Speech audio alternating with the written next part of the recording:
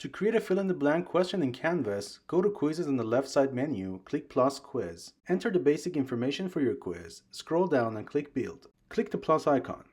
Choose fill-in-the-blank. Put instructions and question title. Put the correct answer in backticks. This helps Canvas understand which word or phrase is the correct answer the student needs to type.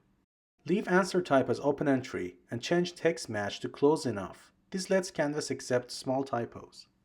Levenshtein Distance controls how many small spelling mistakes are allowed in the student's answer while still making it correct.